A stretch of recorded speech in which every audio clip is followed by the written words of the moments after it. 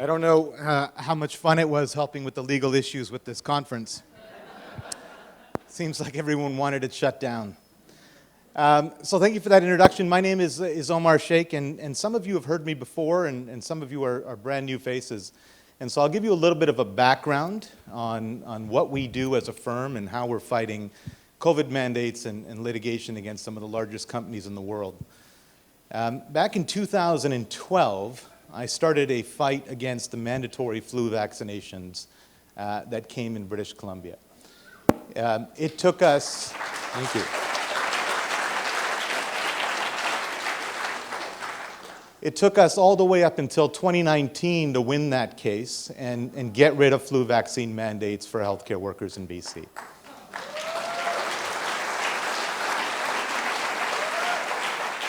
So after years of looking at epidemiological data and vaccine information, I thought, I'm going to go practice law in Victoria now. I'm going to work in a firm, maybe help some people with a will or two. It was a dream. It was a dream. And so I get there, and all of a sudden, these COVID vaccine mandates start showing up, and the phone starts ringing.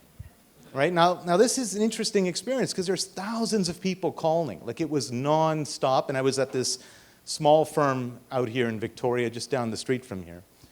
And you start listening to these stories of what's happening to these people, right? So they're losing their jobs, they're losing their homes, families are being separated. We have people on social welfare and others who don't even qualify for that. I had a family who was living out of a car. And so they're calling up desperately in need of help, and I had just finished this flu vaccine stuff, and I thought, well, the COVID shot's not even close to the flu vaccine. At least we had years of data on that. We have nothing on this, and so this should be easy. I'm sure we can help.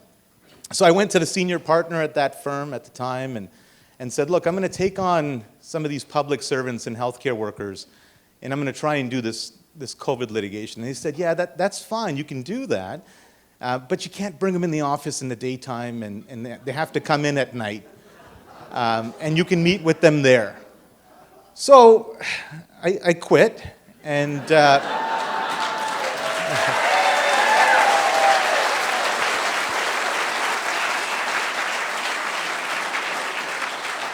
So I quit and I started my law firm, all by myself with a nice Costco printer. And so as I'm talking to these clients, it just became really interesting, right? So first there were public servants who had been fired. We had people who worked from home, people who worked from forestry industry who were out in the middle of nowhere, and yet the mandate applied to them. And then we had healthcare workers show up and they said, hey, we need help too, we've been fired. And remember, these were the folks that, at 7 p.m. you went outside and you did the pots and pans and you applauded the heroes, right? Well, they weren't heroes anymore. They were the great unwashed, and we were going to fire them and get rid of them. And so they came by, and I said, okay, yeah, I'll take you on too. And then the aviation workers showed up from Air Canada and WestJet and the pilots, and they said, well, we need help. We can't fly the planes, and we're actually scared to get the vaccine to fly the planes because in aviation, you're not even allowed to eat the same meal as pilots in case something happens, but yet they're telling us to take this experimental treatment. So I said, okay. I said, this is getting difficult, but fair enough. Someone's got to help you, right? There wasn't really many people doing this, and most law firms wouldn't touch this with a 10-foot pole.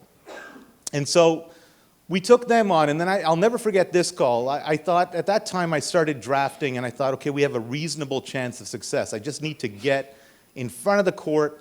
I need to be able to present these arguments on transmission and these arguments on efficacy. And then I get this call from a group of clients, and it was the craziest day. I answered the phone. They said, hey, there's 8 of us.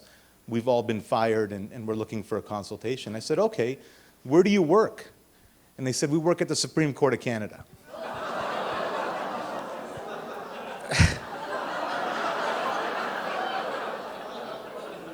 Oh, boy. What do you do with them? So very quickly, this little law firm that was operating out of Cordova Bay, which is a small suburb of Victoria, if you can believe Victoria has suburbs, all of a sudden we had about 25,000 clients across this country. And our biggest thing for these clients was to give them hope. It wasn't false hope. What was happening in these groups was as they went bankrupt, as they started losing everything, their identity, their friends, their jobs, we started seeing suicides. There were suicides in the aviation group. There were suicides in the healthcare group. And so we created this retainer, this special retainer that it's still the only one of its kind, and the Law Society hates me for it. But we created this retainer that said, if we're going to take on your files as groups, any money that you fundraise, instead of paying us, let's support each other with groceries, with kids' birthday gifts, with mental health support.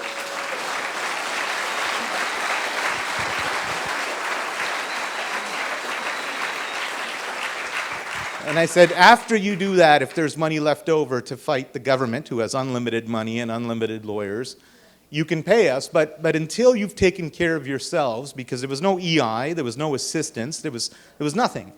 And so it was until you've taken care of yourself and put these programs in place, we're not going to represent you. So we forced them to do it, which was technically, I guess, against the rules. You can't force clients to do certain things, but we did it anyway. And at this point now we're 2 lawyers, and we started bringing on more cases. But it hasn't been easy. I mean, these class actions are still out there. They're in certification. I was in court a month ago on the aviation workers case, and I'm talking to this federal judge. We're having this massive hearing, and the government of Canada starts presenting their argument, and they say, by the way, our goal was never to prevent transmission of COVID-19.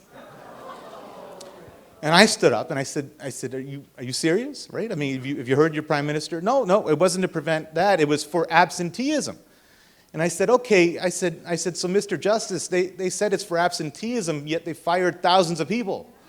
How does that proportionally increase their goal? But these are the shifting arguments. And in the middle of that, we got this case from John Carpe and his organization, who does a fantastic job. We got this case. We got this case of this amazing woman named Sheila Lewis. And so we took over that case from the Justice Center, who had worked tirelessly on the charter side. And we said, okay, we're going to take a different approach. We're going to try and reset a bunch of things and take a medical malpractice approach. So we took that approach. It was an enormous amount of work for Sheila, and she's going through a lot. She needed an organ transplant. And as John can tell you, this was one of the most difficult cases to deal with because we're under a gag order. We can't talk about the hospital, the doctors, what organ she needs, what the problem is. We can't talk about anything, even in public filings. And so we were able to successfully get her back on the transplant list after a long fight in Alberta.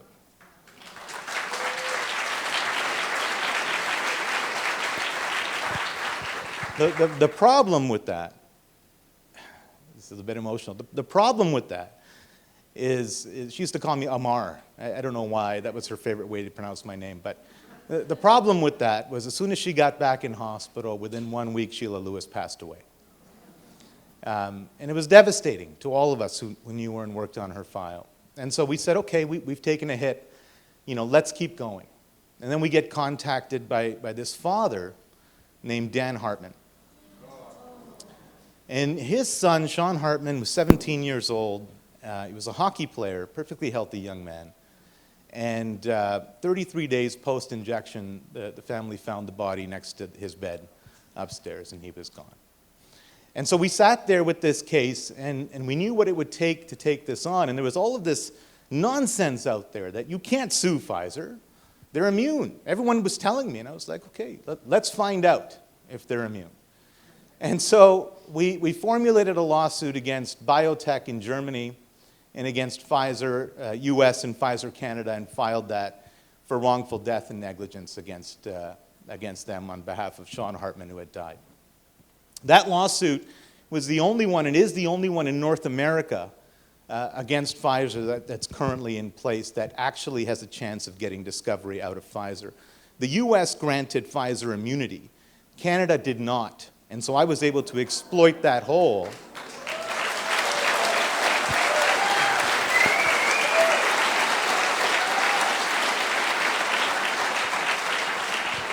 And so right now we're back and forth with two of the largest law firms in Canada, and they're willing to put billions to prevent disclosure of evidence. We will get that evidence. We're not going to stop, and so we're hard at work at that case right now as well. But so that's heartbreak. And then we get another phone call from a wonderful mother of two twin girls, and the father's giving them a bath, early 30s, 1 week post-vaccination. His heart explodes in front of the kids. He dies next to the bathtub. They live in a faraway place, so the ambulance doesn't get there for 20 minutes. And so the kids are still in the tub. He's lying on the floor. And this one, for some reason, the government of Canada admits, yes, it was the vaccine. We actually have the first written admission from the government. So we sued Pfizer again, and this time on behalf of that family, and are taking them to court on that. And I know my time's almost up. I'm going to talk about one more case. And so then we got another tragic case that we took on against Moderna, which has to do with a young lady who was perfectly healthy and is now a paraplegic as a result of the vaccine. All that to say that the safe and effective narrative wasn't there. We started getting evidence early on from these companies as part of our process. We were demanding disclosure. We were looking at documents. We saw a 26.7% adverse reaction rate in Pfizer's own data. 26.7%. If they had told us that it's 26.7% likely you might get a side effect from this, would you have gotten the vaccine? Now, this room, obviously not. But the reality is the vaccine campaign wouldn't have been nearly as successful. They have hidden data. They've manipulated data. And all of this is going to be coming out in the next few weeks, few months. So please do follow the cases.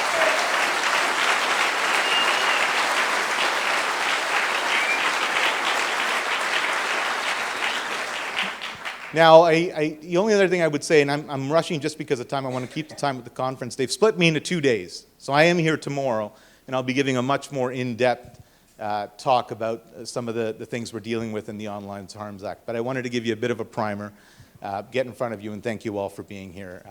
It's a pleasure.